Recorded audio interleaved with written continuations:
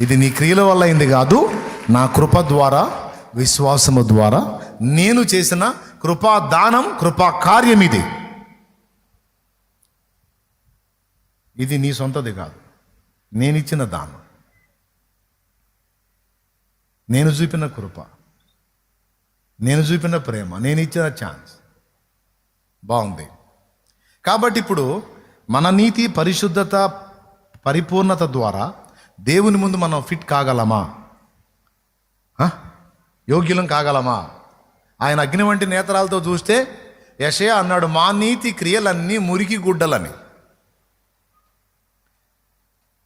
కుదరదు.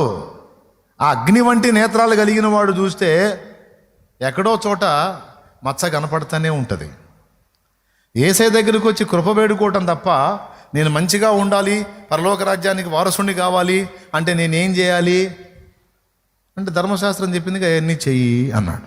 చిన్నప్పటి నుంచి చేస్తున్నాను అన్నాడు. అట్లయితే నీకు ఒకటి కొద్దుగా ఉందన్నాడు. చెప్పు అంటే, నీకున్నదంతా అమ్మేసి బేదలకు ఇవ్వు, అప్పుడు పరలోకమందు నీకు ఫలం కలుగుద్ది, ధనం కలిగిద్ది, నువ్వు వచ్చి నన్ను వెంబడించు అన్నాడు. యేసయ్య దగ్గరికి వెళ్ళి నేను అన్ని విషయాల్లో బాగున్నాను అంటే, ప్రభు అనే రెండో డైలాగ్ ఏం తెలుసా?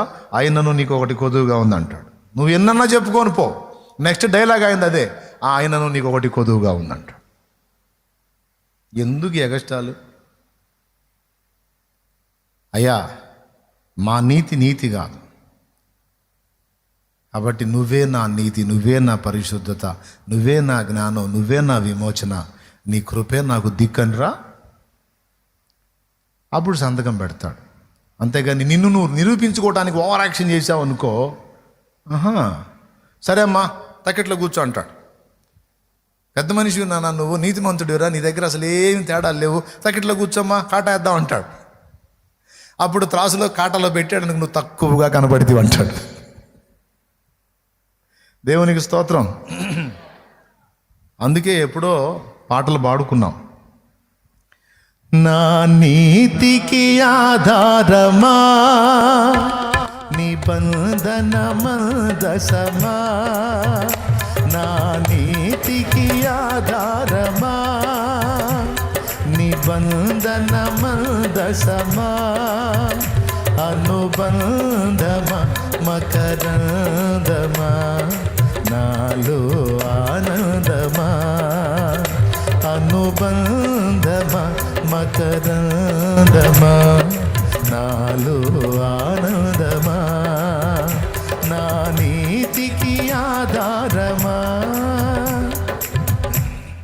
Praise the lord, praise the lord. మీరు హైదరాబాద్, అమెరికాలో పెట్టిన వస్తా మంచిది, చెప్పండి, మీరు చెప్పండి, నేను చెప్తా. మన నీతి క్రియలన్నీ ఆయన ముందు మురికి గుడ్డలరా, ఆయన కృప తప్ప వేరే దిక్కు లేదురా అంటాడు.